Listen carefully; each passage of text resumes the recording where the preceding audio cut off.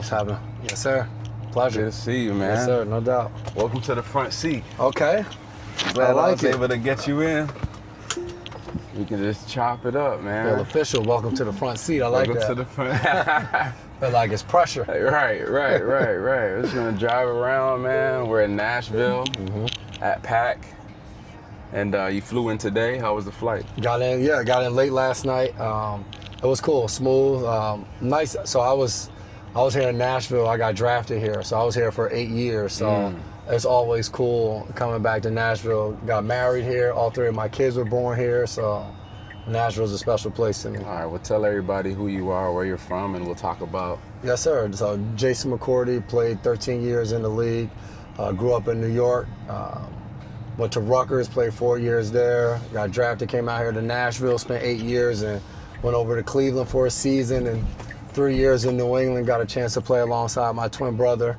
Won the Super Bowl there, and then finished up my last year in Miami. Once I retired, got into broadcasting. So went on NFL Network's Good Morning Football, and then when that kind of moved to LA, transitioned into calling games for CBS and doing studio work for ESPN. So post-football has been a lot of fun, 3 kids and a wife, so managing youth sports and all of that good stuff has been a lot of fun, man. 13 years. 13. How's the body feel? Not too bad most days. Some days a little sore, but I'm still working out. My son is 9, so he plays football. I have 2 girls and a boy, so I'm out there coaching and running around with them. So the body still holds up at the point where we are now. Every year on his birthday, I'm like, I want to race. We're going to see how long it's going to take for you to beat me. How old do you got to be and how old do I got to get for you to be able to keep up? So I'm still, my wife tried to tell me he might be able to get me this year. He is not even close. Right. And with all those seasons you've played, what team, how there's always that one team you're like, man, this was a special team. Yeah. Super special team. What would you say that year and team was?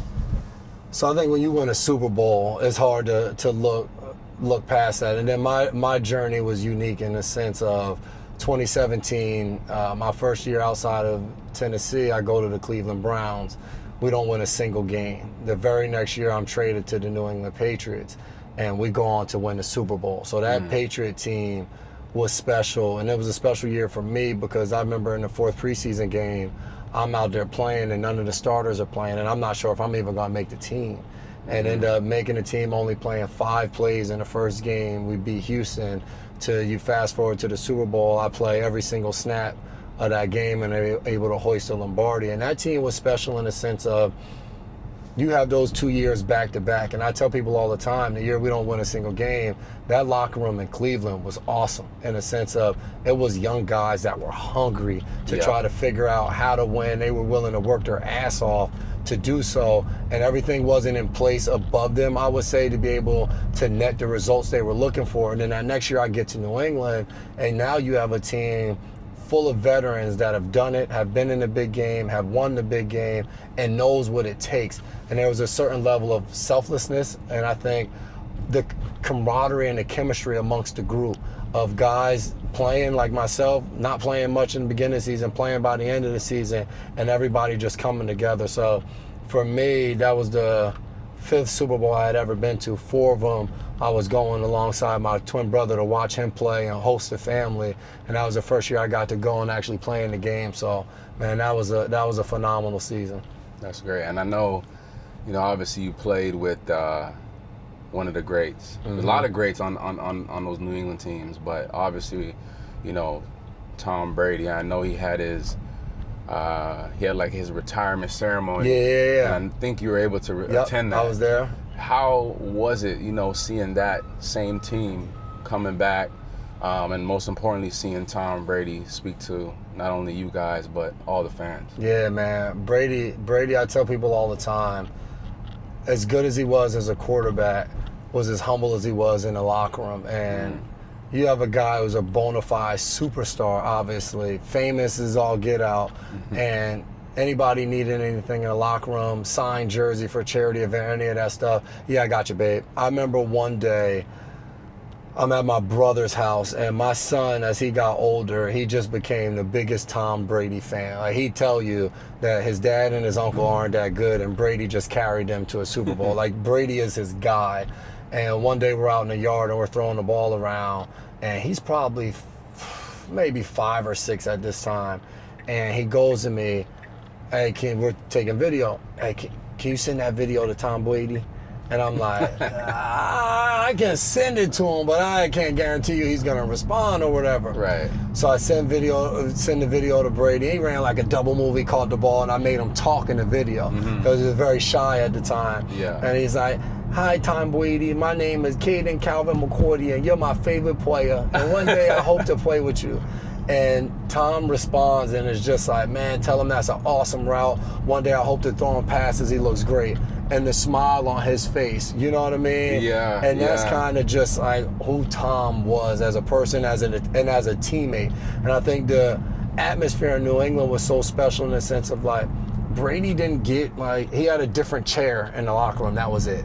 He didn't have this crazy special treatment. I don't think he wanted it. Like, he was a grinder, and his level of play, his attention to detail, and a level of excellence, it raised everybody's game around him. Not only players, but coaches too. Right. I remember talking to Josh McDaniels, his offensive coordinator, and he was just like, yo, I had to be so prepared going into a meeting with Tom because he was going to question everything in a way, not in a negative way of his lack of belief in you, but he was questioning everything because he had thought of every scenario. Right. So he wanted the answer to every question. Well, all right, this is the play. Well, what if they do this? All right, if they do that, then he wanted all of those. So, man, he's just a special dude. And being able, I remember my DB coach said to me when I was in New England, you want to win a Super Bowl because that's the only time you get to bring teams back together and different things like that. Going into the Hall of Fame, you have to have that level of greatness to do so. So Tom going in, bringing so many people back under one roof was really cool. And I got a chance to talk to his sisters, his parents while we were there, and seeing it through their lens of watching him, his nieces and nephew, his oldest son, sitting there talking to him and him telling us how his dad won't even play him in basketball anymore because he has no shot. Like, those are the moments to me that are really cool behind the scenes that goes beyond just throwing a touchdown pass in the Super Bowl. Right. And how was your experience, being coached by Bill Belichick, and your relationship when you just got there to now? It was really cool because I remember talking to some guys that had played there, and they were like, man, it just wasn't for me. And for me, that was my 10th year in the league. For 9 years, I'm sharing stories with one of the closest people to me and my brother, and he's telling me all about what it's like there. So I had so much anticipation of getting there and wanting to be coached extremely hard because till I got there, I never made it to the playoffs. So I wanted to reach the level of success that they had already achieved. So I was very open to getting that coaching and raising my game to that level, because you have some doubt where you're like, all right, I'm a good player on bad teams. Like, can I go be a good player on a really good team and still be a leader and still do some of those things? So Bill was a guy that, man, he was just all football. He didn't care about what you had going on off the field. He didn't care what you wore to meetings. He didn't care that you had a hood on in the meeting. All he cared about, when we got in between those white lines, you were accountable and you knew what the hell you were doing. And once he saw that, he could put his trust in you and he can play you. And that was the biggest challenge going there in year 10. I would laugh with Chris Long about this because as a veteran, when you go to New England, in their mind, you hadn't accomplished anything because you hadn't done it as a Patriot. Right. And they had levels to that. So my first experience in year 1 of having to go out there and earn my keep and show what I can do, compared to winning the Super Bowl, now coming back in year 2, is all right, now you're one of our guys. And Bill just had a standard that he held everybody to. And it didn't matter whether you were Tom Brady or whether you were a guy on the practice squad. He would say all the time, everybody here will not be treated the same, but you will be treated fairly. And that's how he ran that program every single day. And I tell people all the time, to me, what was unique and what was special about what Belichick was able to do, he wasn't the coach, and I heard Asante Samuel talk about it. Bill wasn't the coach that was going to come ask you like how your wife was doing or your kids or all of the personal stuff. That wasn't him. What he was really great at, to me, was being able to pinpoint the personalities and the chemistry that was needed to bring a team together. So having guys around there for so many years, like a Matthew Slater, who was a special teams demon, who was a captain forever. My brother, who was there as a captain. Guys like Julian Edelman. Guys like Gronkowski, that was bringing pure fun to everything.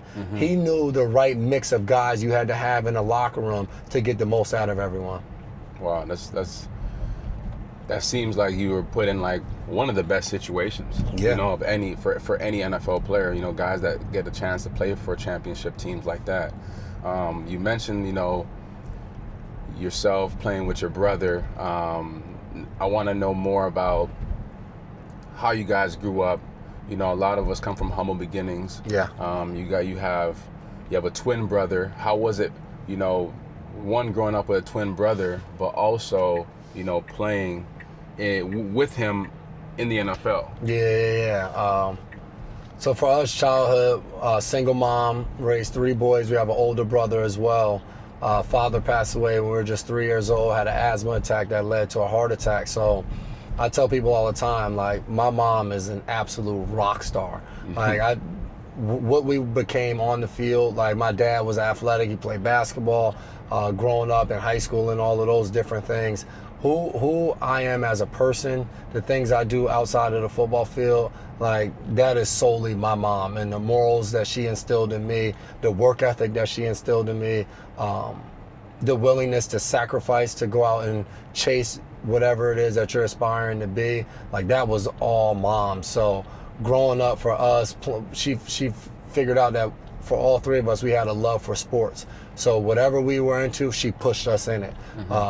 Had to have A's or B's to play sports. She found ways, hey, you're gonna do good in school and I'm gonna motivate you through sports. So my brother and myself, our older brother's 15 years older than us, so Dev and myself playing sports together, we had this beautiful rivalry where we were competitive as hell, but it was always to push and celebrate each other. So for us growing up as identical twins, you're playing football, the first drill, everyone wants to see you hit against your brother. Yeah. You're playing basketball, everybody wants to see y'all one-on-one to see who's better. Right. And for us, we never wanted to be on opposite teams. We always wanted to be on the same team, and we wanted to go against people, and we wanted to win together. Yeah. So it created within us a certain level of accountability.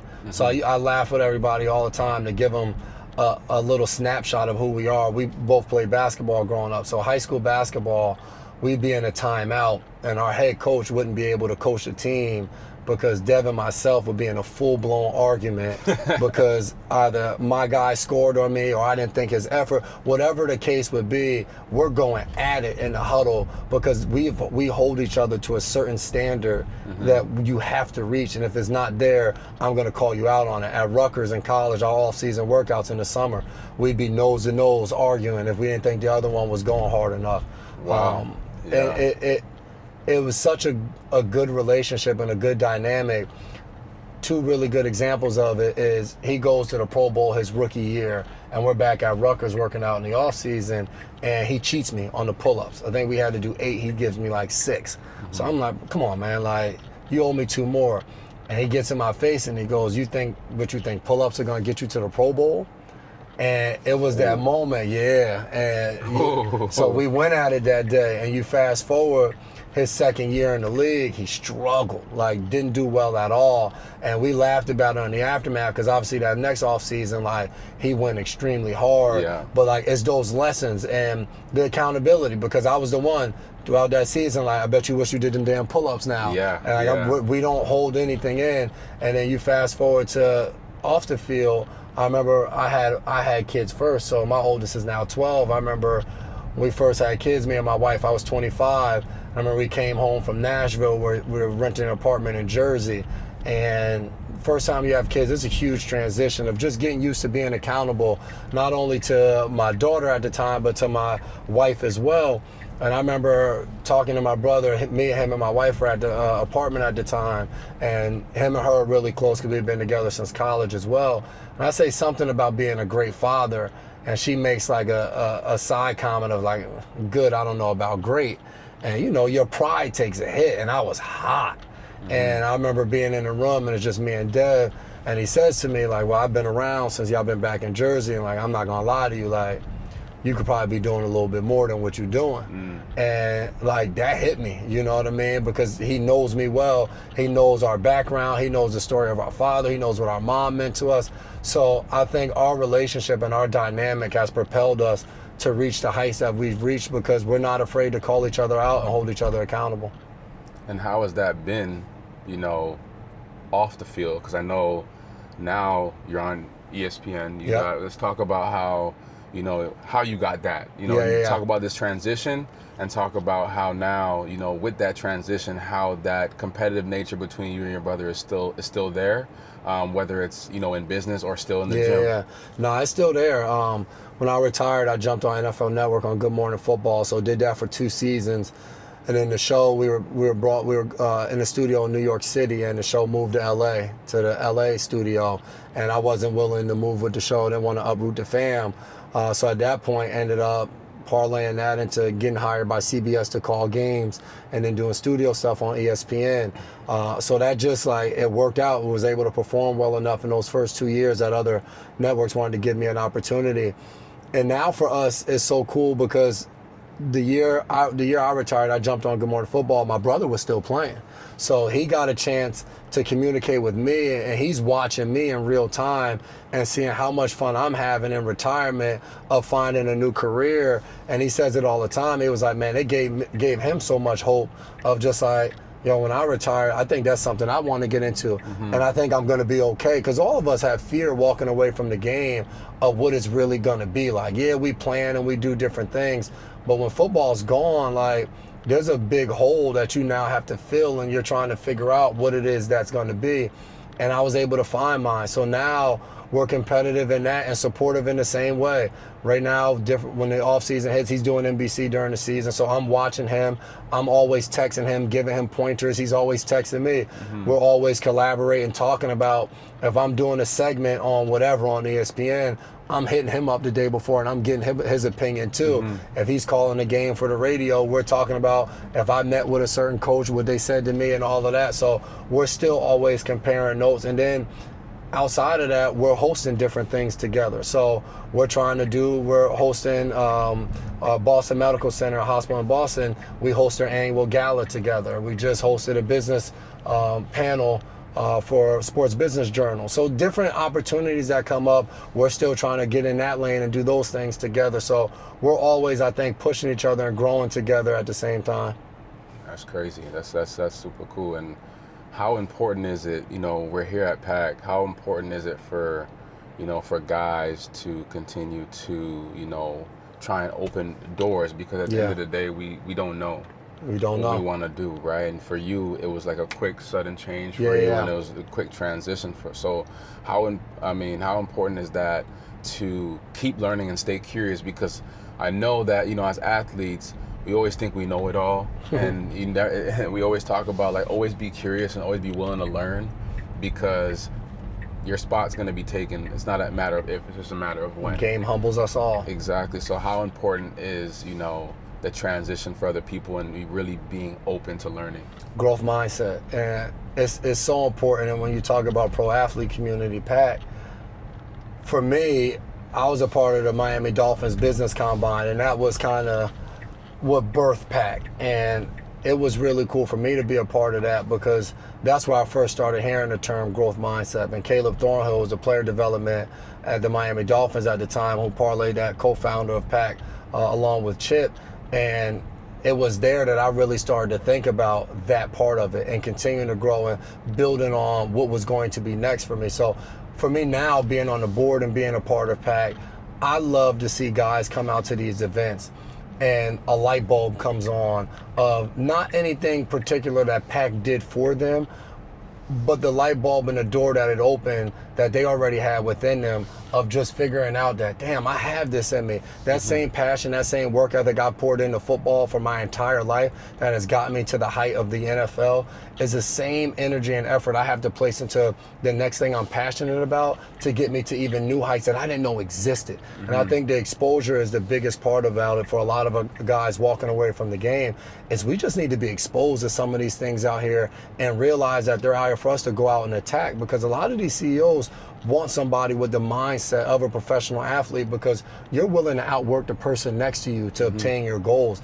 That's how you've gotten there. And the one thing I said when I attended the business combine, the one term that we hear all the time as a pro athlete is strike while you're hot. When you're in the league, everybody wants to hear from you. They want to be around you. They want to touch you. But a lot of us aren't taught how to do that. I just said to you, single mom, was the way I was raised. you get in a room with different CEOs and different people, and you get a little bit of imposter syndrome where you don't really know where you fall into place. So for a lot of us, we go into a shell, and I feel like pro athlete community helps guys to come out of that shell, to build that confidence, to work on themselves, to be able to attack the next thing in life. Wow. No, that's definitely, you know, something that, for me at least, like, I've always wanted to be curious, be a sponge. I feel like it's super important to, you know, be open to learning. I mean, I've taken full advantage of like learning from other people and just building a network, right? I mentioned before that, you know, like one of my, you know, best friends is Christian Kirksey. You were able to play with him. Kirko. And you know, just that connection, and you know, the other guys that you play with over here, you see the familiar faces, and then now you're, you know, on TV, you know, on ESPN, NFL Network, and whatnot, and you know, you never know what doors can open up for you with the people that you know. You never know. You never know, right? So, one, I want to thank you for, you know, hopping in the front seat. No doubt. And I appreciate you telling your story. Is there anything else that you that you're doing currently? Still got my foundation work that me and Dev do. Tackle sickle cell. Sickle cell runs in our family. Had an aunt, uncle who both passed away from the disease. Have a father who had the trait as well. So we're doing that work annually with the different things that we're doing. So trying to continue to keep up the same things that we built while we're playing. And outside of that, man, just being a husband and a dad, I think that's been the best thing retiring, is I've been able to be there for more of those moments. And I think when you're playing, you've chased your own dream for so long. And even now, you're balancing new dreams with also making sure you're not bypassing a wife's dream or a kid's dream that now you can help them develop. For sure. Again, man, thank you so much. Yes, sir. Appreciate you having me, man. Yes, no doubt. absolutely. Yes, sir.